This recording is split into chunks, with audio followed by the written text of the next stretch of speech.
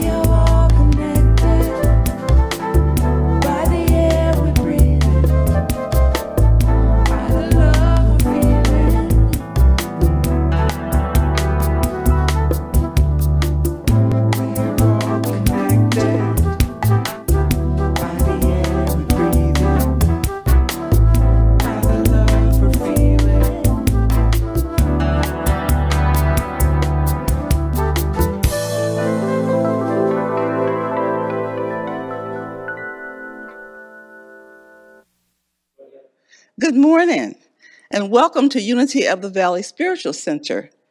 We are part of the Worldwide Unity Ministries, and you may find us locally at 350 North Orchard Avenue, right here in Vacaville, California.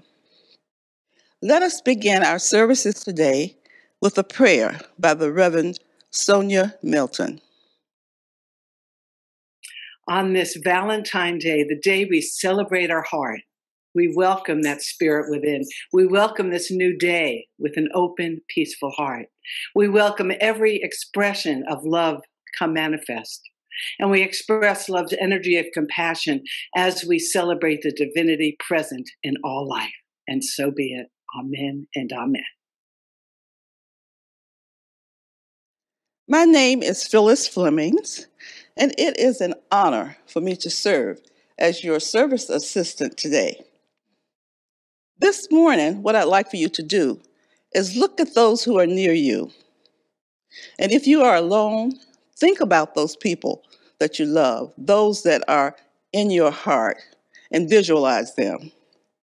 And let us state together, you are a beautiful child of God, perfect in every way. You are loved unconditionally, just the way you are. Now, if that is right for your loved ones, then it is also good for you. So let us say for ourselves, I am a beautiful child of God, perfect in every way. I am loved unconditionally, just the way I am. I would like for you to remember, well, you may not have heard last Sunday, but we always like to mention our chaplains because they are here available just an email away at unityvv@pacbell.net. They are available to pray with you. Whether you have a sorrow, whether you have someone that you'd like them to pray for, or whether it's just a celebration and you would like to share that, do not hesitate to contact them. Again, that is unityvv@pacbell.net.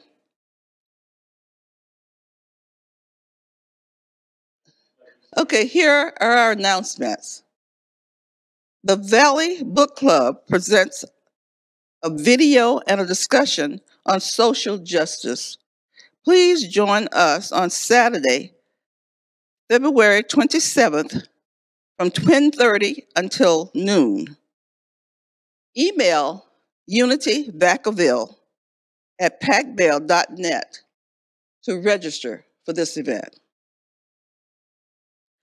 Thank you, everyone who returned your membership renewal letters, because that really helps us as we prepare for 2021, which we're in right now. If you have not sent in your membership renewal form, you may fill it out and submit it online.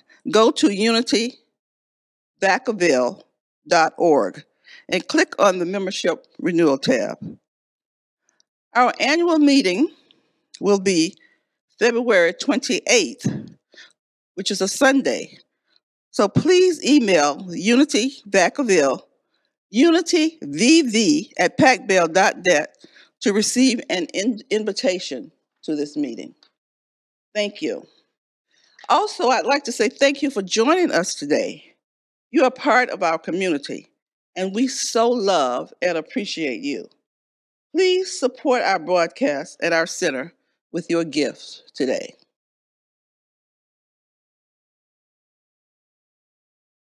As we center this morning, let us take time and take a deep breath and repeat our statement of faith. Together, there is only one presence and one power in the universe and in my life: God the Good.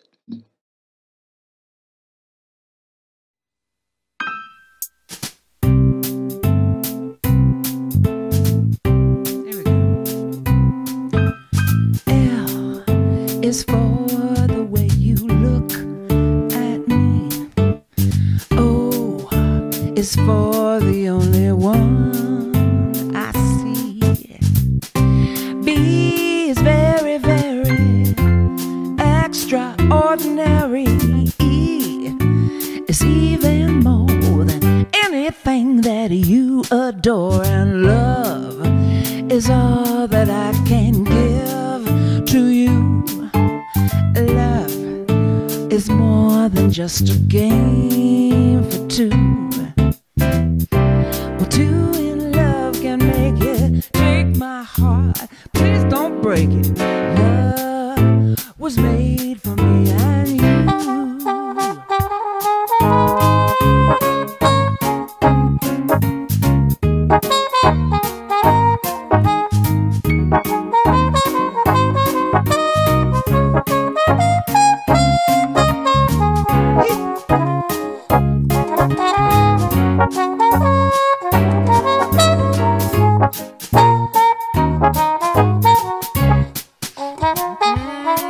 Yeah, love shone out of my mama's eyes.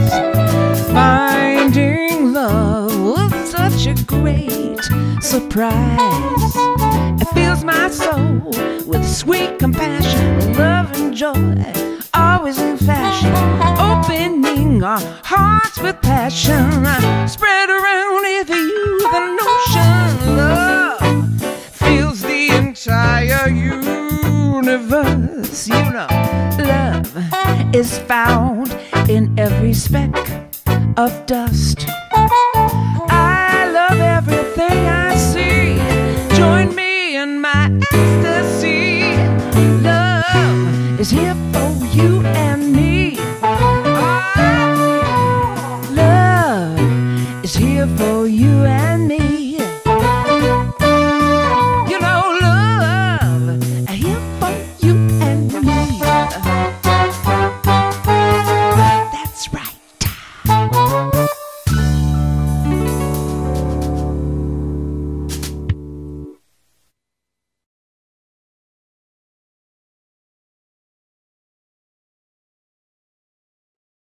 Good morning again. I'm Reverend Sonya Milton, and it's my joy and pleasure to be sharing with you on Valentine's Day, the day that we celebrate our hearts, we celebrate love.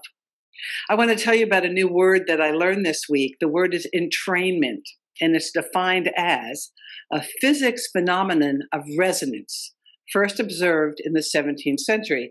Christian Huygens, a Dutch scientist, in 1665, he was working on the design of pendulum clocks, and he set two clocks on the wall near each other, and the pendulum swung at different rates.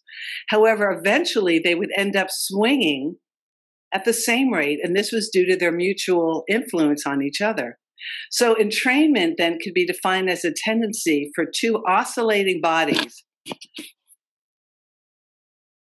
to lock into phase so that they vibrate in harmony. So this principle of entrainment is universal. It appears in chemistry, pharmacology, biology, medicine, mathematics, psychology, sociology, astronomy. So I'll get back to this idea of entrainment in a while because it really influenced how I've been preparing for the lesson this morning. You know how you kind of get on something like a dog on a bone? It's just an idea, and then it just keeps growing and changing and shifting, and it's just something that you talk about because it's just working in your mind. It's that process of churning and of wrestling, and I've been doing that for a while with this idea. Well, let me just say, in traditional Christianity, and again, I wasn't raised Christian, which is kind of good news because I got to come to this in a new way. So in traditional Christianity, the real seminal events are the crucifixion and the resurrection and all that happened in between. You can also throw in the idea of the miracle of virgin birth as well. But for me, when I think about the ministry of Jesus, when I think about Christianity, I come up with what I call my own Trinity. And it's the baptism, the wilderness, and the ministry. And just saying that, I have chills. So of course, as you know, I'm going to read it to you. Okay, I'll just read to you from the book of Mark, from my beautiful Bible that I got when I graduated from ministerial school. It was a gift from my home ministry, which was Unity in Santa Barbara. So I like the Gospel of Mark. It's kind of the no-frills gospel. It's the first one written. And the other two Gospels, well, there's also John. The other Gospels took from different sources as well as Mark. But Mark's kind of, again, as I say, the no-frills. So in those days, this is from the first chapter, verse 9. In those days, Jesus came from Nazareth of Galilee and was baptized by John in the Jordan. Now, as you remember, John the Baptist was sort of this wild man. It's also said perhaps he was a cousin of Jesus, and he was out in the wilderness baptizing people there. And this is just so beautiful. And just as he was coming out of the water, he saw the heavens torn apart and the Spirit descending like a dove on him. And a voice came from heaven, "You are my Son, the beloved. With you I am well pleased." What a moment. You come in to kind of deal with your stuff, to get cleansed, and you have this aha moment, this brilliant opening where you just know that you are connected to the Spirit. And again, people in the Bible tried to write about their experiences in the best way they knew in the experience of someone else. And you know that when this gospel was written, it was at least 30 to 40 years after the actual death of Jesus. So this is hearsay, etc. But this is such a beautiful moment. Something like this obviously happened because it happens to us all the time. It happens to me. But then the exact next sentence, and this is what always gets me. And the Spirit immediately drove him out into the wilderness. You have this, I think I got something. I think I have something. I think I've had this experience. I think I know what God is. I think I know that I am that Spirit. I know that. And then, we could say it's a test. We could say, oh, yeah, you think you know something? Well, here you go. Because he was in the wilderness 40 days. And we know that 40 days is really metaphysical for how long it takes for something to occur. 40 days, 40 years, 40 hours. He was in the wilderness 40 days, tempted by Satan. And he was with the wild beasts, and the angels waited on him. And that's just so beautiful to me. Now, in the other Gospels, the different things are explained that he came up against. But, Charles Fillmore called this chemicalization. You have this new awareness where you have this greater sense of who you are. And then the old you comes up to meet the new you, and you get to deal with it. And it takes as long as it takes. Maybe it takes some therapy. Maybe it takes some body work. Maybe it takes a new relationship. Maybe it means ending something and beginning something else. But it's profound, and it happens. And it happened to this character, Jesus. Now, he had been kind of a follower of John the Baptist, and soon after this, John the Baptist is arrested, and we know what happened to him. And so Jesus then, he's sort of he's waiting, he's having whatever he's having, and then he passes, he starts moving around a little bit. Now, I don't ever think he came out of that experience fully cooked and ready to take on the world, because that's not how it works, is it? It's this process of exfoliating kind of the soul of this intention of living from this new place of awareness and of being. So he picks up a couple of disciples and he goes to Capernaum, to the synagogue there. And he astonishes everyone with his teaching. And they're amazed as he calls out this unclean spirit. And so again, I don't believe he came out fully cooked, ready to take on the world. He had this sort of first healing experience. I want to continue. They went to Capernaum, and when the Sabbath came, he entered the synagogue and he taught. They were astonished at his teachings, for he taught them as one having authority. That inner authority, not as a scribe. He wasn't spouting scripture. He was coming from that place of awareness that he was beginning to know about. And then they went to the house of Simon's mother-in-law. And this is what's really interesting, and I hadn't explored this before. Simon's mother-in-law, this was in Capernaum, was in bed with a fever, and they told him about her at once. He came and took her by the hand and lifted her up, and the fever left her, and she began to serve them. Isn't that perfect, the woman? But we won't go there. So that evening, at sundown, they brought to him all who were sick and possessed with demons, and the whole city gathered around. And he cured many who were sick with various diseases, cast out demons, and he would not permit the demons to speak because they knew him.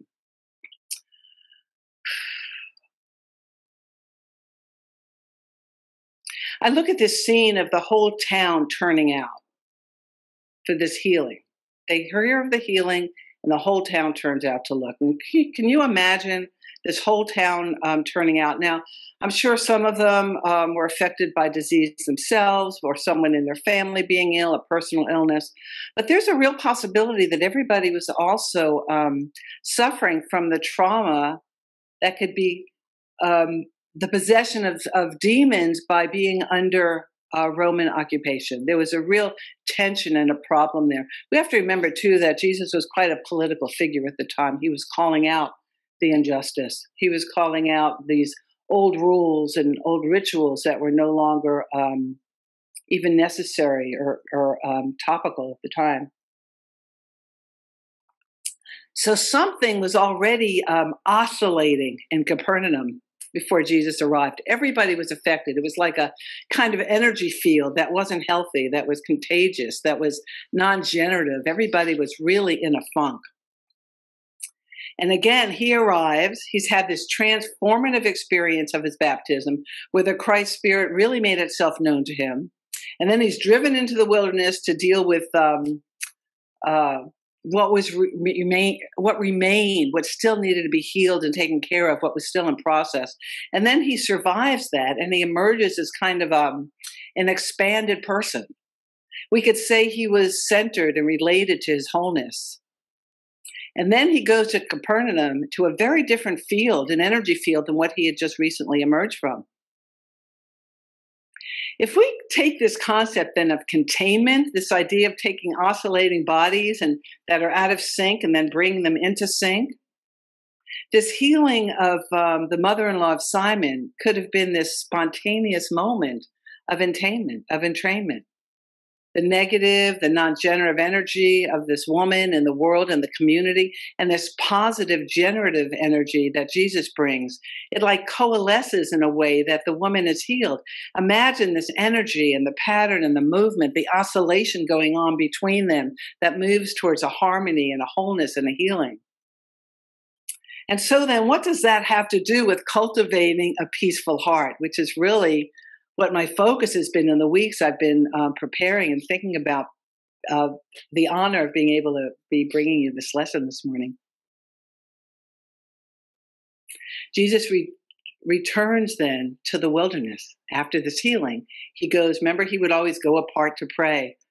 He withdraws to the wilderness before dawn. He returns to this place of this original formation that the Spirit drove him to. He needs to recenter himself, to integrate what has happened into Capernaum rather than remain outside of himself. He needs to come back and do whatever he has to do to re-engage with his peaceful heart. Because, there's a difference between healing and curing. Curing is like the agent of doctors and nurses and pharmacies and vaccines and things like that.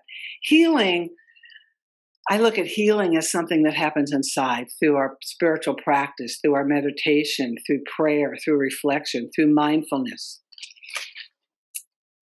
There's a famous Native American saying that goes, sometimes I go about pitying myself when all the while I'm being carried by great winds across the sky. How important that is to reconnect with that part of ourselves. And I don't know about you these days, but the ante is up. It takes me longer. I need to take longer. Maybe that's because I'm older and kind of losing it, but maybe because it's so much more important these days when there's so much national and international chaos and strife, the pandemic, the politics, all those things that are happening that keep us stirred up. How do we then find this place, this way to remain connected to our innermost being, this spacious perspective and composure amidst the distractions of a chaotic outer? I had a friend, an entertainer friend. His name was Ron Kikasola. What a great name. He was a folk singer and also a classical violinist. And when I was young, I worked in a coffee house where he was an entertainer. And he gave me like one of those 8x10 pictures of himself. And I was young and, excited about everything. And he wrote on there, "Thank you for your lucidity in the midst of madness." And I don't know how lucid I was at the time, but I just like that phrase of that energy where we bring lucidity in the midst of the chaos and madness around us. Remember, I've probably told you this, Jack Kornfield once said that meditation is like being in a phone booth with a psychopath. So we just get to deal with it over and over and over. And it gets, we get used to it and we have to keep doing it. So as we learn to trust this inner process, this inner practice, our capacity for equanimity grows. Equanimity, that ability to meet all experience with a balanced mind. And it doesn't mean being indifferent. It doesn't mean not caring. It means living in this deep understanding of the passing nature of all things. It's like living in the midst of the tension of this and yet at the same time that. There's the illness and there's the healing and then there's that in the middle. Equanimity is this ability to move through our day with this inner balance, not thrown off by good or bad, but responding and meeting it all with a peaceful heart. Because there's pleasure and there's pain and there's gain and loss and there's praise and there's continual opportunity to face what comes to us. And sometimes it's really painful. I mean, I'm in a situation now that with someone that's I don't seem to be able to have conversation. It's sort of a one-way thing, and the only way I can respond is by just holding steady within myself. And it seems very unsatisfying, but it's also what I can do. I don't want to meet the energy that comes to me. Remember, Albert Einstein always said, you can't deal with a situation, a problem, at the level that it appears. We always have to go up and take it higher. We have to go up to the mountaintop, as Jesus did. We have to take it into this deep place. So one of the greatest teachings we got from Charles Fillmore is that we have the choice of how we respond, the way he taught us. I mean, it's a universal teaching, but we can't control what comes to us in terms of from the outside world or what stirs up within us, but we can decide where to put our attention. That is the choice we have. Isn't that the most freeing, wonderful thing? That we could be locked up on the outside and yet free on the inside. We have so many examples of that. We have Viktor Frankl, who survived the concentration camps. We have Nelson Mandela, Mandela. I love calling him Mandela, and his experience being in prison, Robbins Island prison, for all those years, and yet was able to keep who he is and was. And it's not like that thing is easy. It wasn't easy for them, and it certainly wasn't easy for Jesus. But it was about taking that time apart, returning to that experience of the oneness. So we can respond to things with fear and reactivity and contraction, or we can respond with clarity and with wisdom. It's kind of like the serenity prayer, which grant me the serenity to accept the things I cannot change, the courage to change the things I can, and the wisdom to know the difference. Compassion, mindfulness, forgiveness, self-forgiveness. These are ways that we cultivate the answer to that prayer. How we cultivate the peaceful heart. We strengthen the equanimity in our lives. We notice the moments of entrainment, the moments when we are together. I mean, that might be the biggest thing I miss about coming together in person in our services and our classes, is that tactical feeling of knowing that we're resonating, we're oscillating in that same way. We're in that entrainment. And yet through this miracle of this virtual world, we get to do it this way. It's really extraordinary. Who knew? What a great gift Zoom was to come along when it did, that we can still be together and connect in this amazing way in our pajamas, with our shoes off. There are times, of course, when a strong response is necessary, but this too can be done with equanimity. With that, in the ancient Greeks thought that the heart and the spleen, actually, the seat of the soul. I think it was the Buddhists who say that the heart is the seat of the soul. And I think of like my diaphragm, that muscle that runs horizontal, that just kind of holds all that up. And as I breathe and expand that, my heart can expand, that all that blood that's moving through it, through that muscle, is oxygenated and sent back into the body. And that which is no longer needed is sent back into the heart and is cleansed and comes back out again and gets all the oxygen and the nutrients from the lungs and all that good work that's going on in our bodies without us even being conscious of it, that keeps us awake and alert and alive. And those of us who are having some challenges in those areas, we can send our loving attention there. We can ask others as we oscillate together, as we practice our entrainment with each other. I love it. The best leaders combine strength and vision with a steady and peaceful heart. Zen master Thich Nhat Hanh, who recently passed away from his physical body, he would offer this example when the crowded Vietnamese refugee boats met with storms or met with pirates. He would say, if everyone panicked, all was lost. But if only one person on the boat remained calm and centered, one person, it was enough. It showed the way for everyone to survive. That entrainment began to happen. And when you look at the healings of Jesus as he went onto the Sermon on the Mount, and all the healings, all the casting out of the unclean spirits, whatever that was, that real, I believe the greatest healing was that spiritual healing of modeling that oneness, modeling that knowing. And he wasn't always kind and gentle and blue-eyed and blonde-haired, I mean, he had a lot to say. He threw over the tables, the money changers at the temple. He was very clear on what's important. And it's here in the heart. The seat of the soul, the seat of equanimity, the seat of peace. And so I invite us all as we go out into this day and the world and the week and all that's going on, the tensions that are going on nationally and internationally, locally. Did I get a vaccine? Will I get a vaccine? Am I wearing the two? Am I doing it right? All those issues that have just created such an incredible year, and it's just about a year now. We can remember this equanimity, this balance in the heart. We can remember that idea of entrainment, that we do begin to resonate together in our households, in our spiritual communities, in our workplaces, in our schools. Because it's all about intention and practice. We become the person with equanimity. We become a peaceful heart, and we continue to practice and practice and practice and practice. Thank you.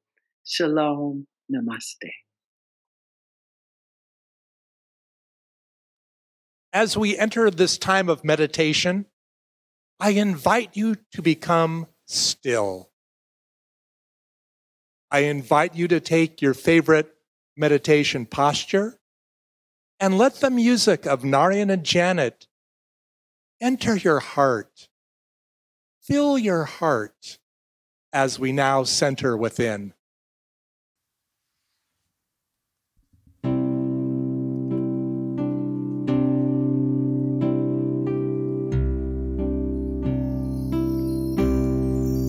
Love is real.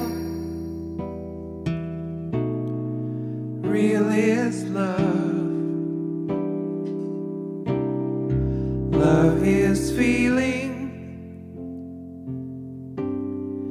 Feeling love.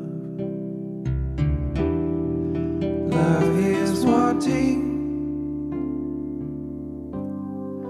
to be loved.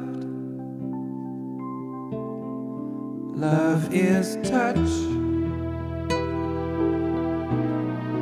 Touch is love.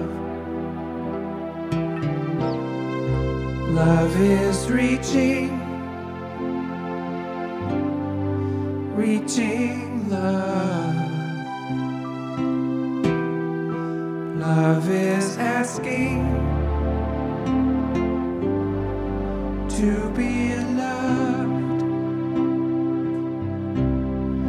Love is you. You and me. Love is knowing we can be. Love is free. Free is love. Love is living. Living love. Love is needing to be loved.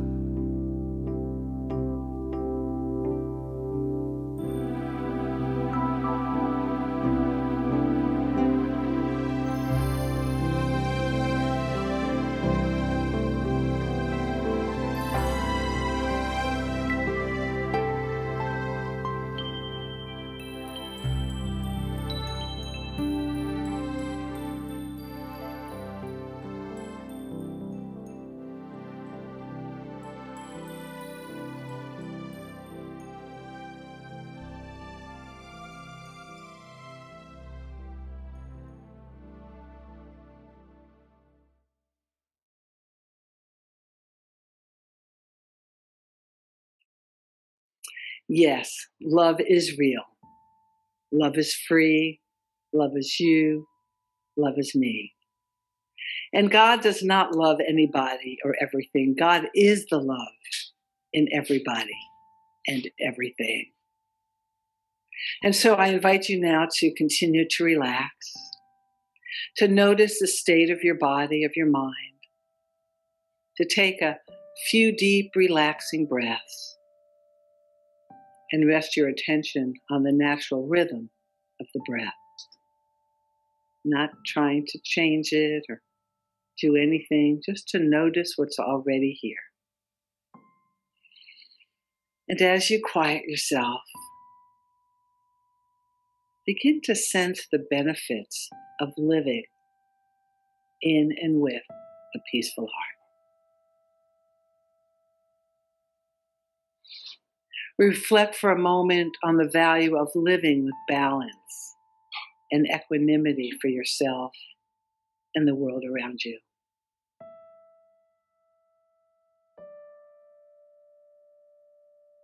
And now, deliberately invite the quality of equanimity and a peaceful heart to grow inside you as you continue to relax and breathe easily, peacefully, whatever is present, breath, body sensation, active mind, thinking, planning, acknowledging and including it all as you be here now.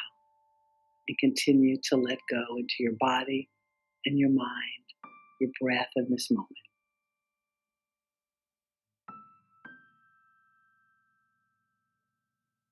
All things have the nature to arise and pass away.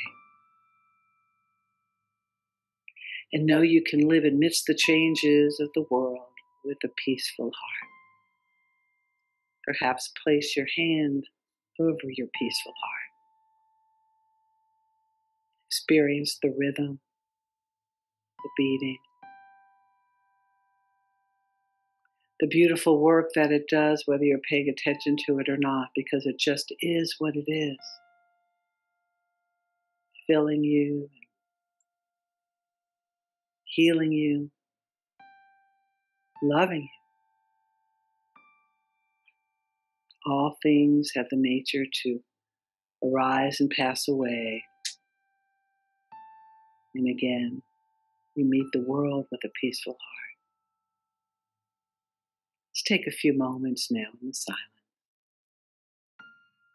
and let these words be the words of your own heart. I live with a peaceful heart.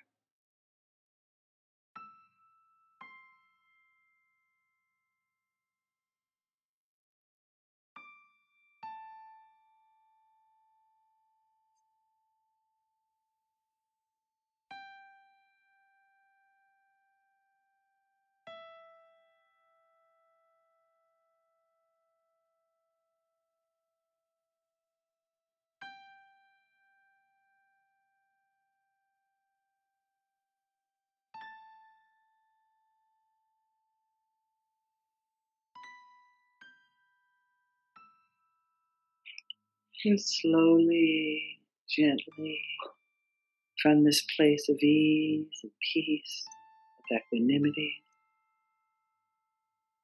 returning our attention to this here and now, in this entrainment with my fellow peaceful hearts, noticing the easy rhythm of breath. We say silently again, I live with a peaceful heart. I live with a peaceful heart. And I know that all is well in heaven and on earth through the spirit of the divinity in Christ within. And we say Amen.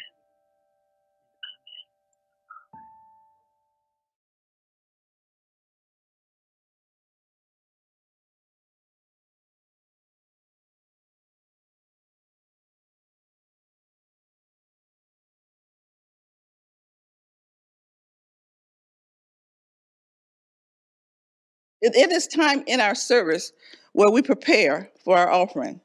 So we would like to give gratitude for our prosperity and the abundance that we have in our lives.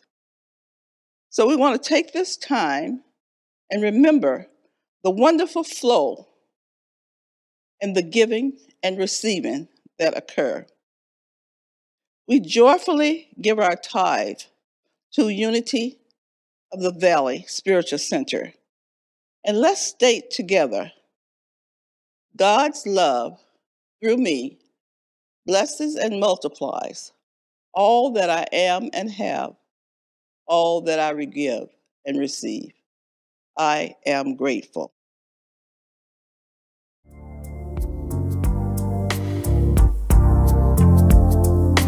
I just want to thank you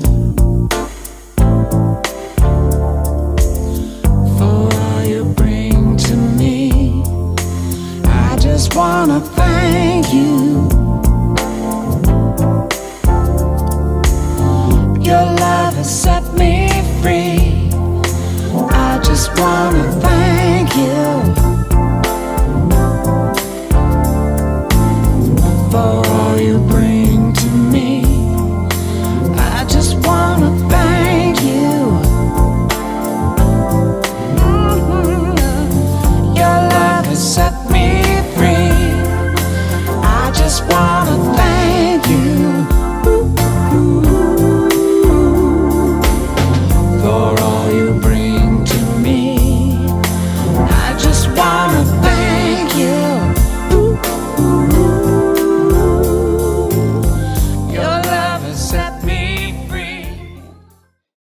join me in giving thanks for the increase in constant flow of abundance and good in our lives by stating together, the inexhaustible resource of spirit is equal to every demand. There is no reality in lack. Abundance is here and now, manifest. Join me now in the singing of the peace song.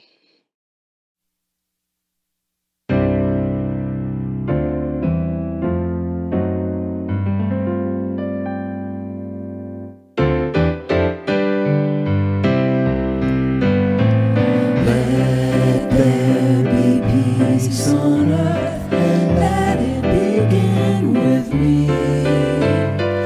Let there be peace on earth, the peace that was meant to be, with God as creator, family are we.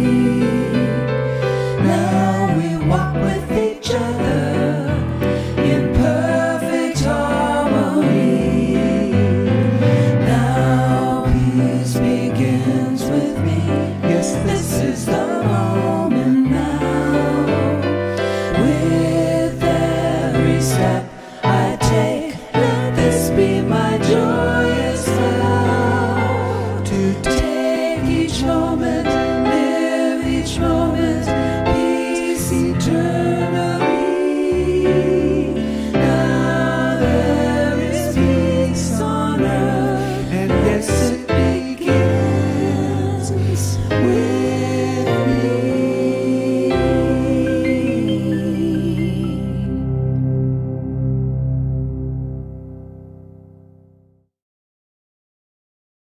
Let's say together our prayer of protection. The light of God surrounds us. The love of God enfolds us.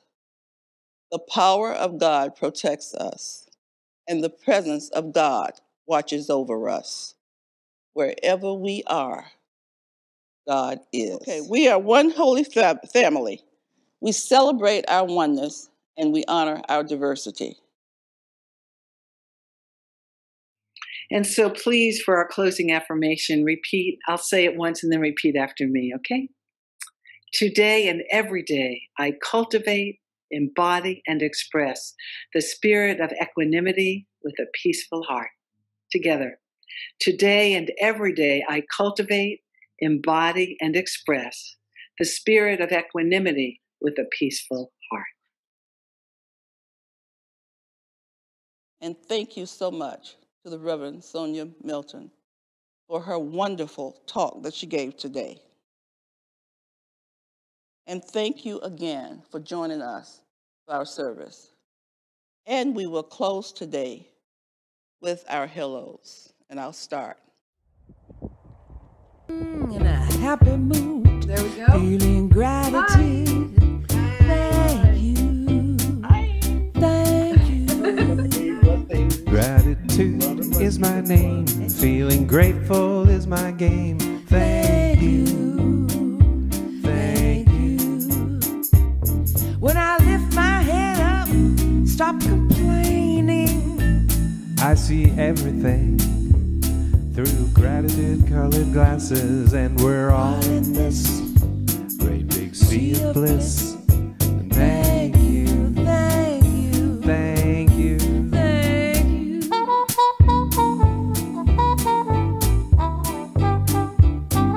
Hi there. Hi, everybody. Hello.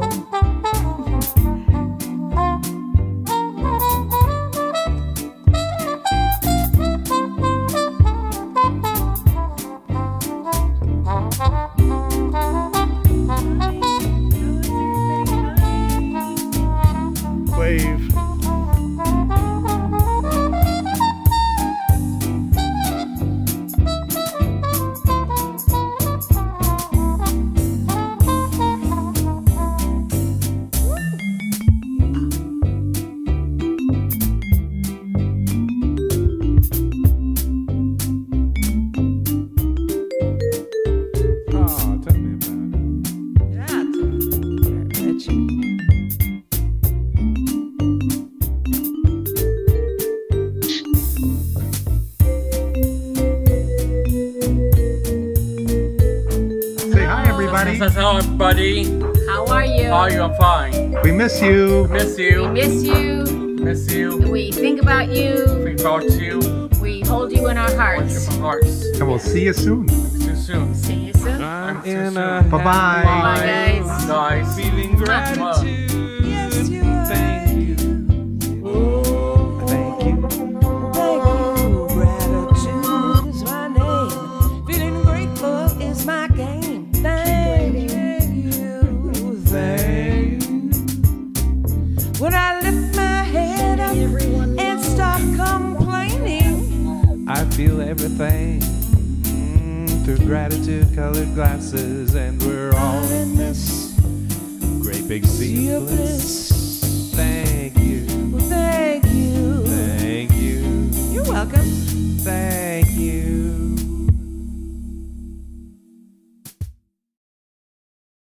In a happy mood, feeling gratitude. Thank you. Thank you. Gratitude is my name. Feeling grateful is my game. Thank you. Thank you. When I lift my head up, stop complaining. I see everything through gratitude colored glasses, and we're all in this great big sea of bliss.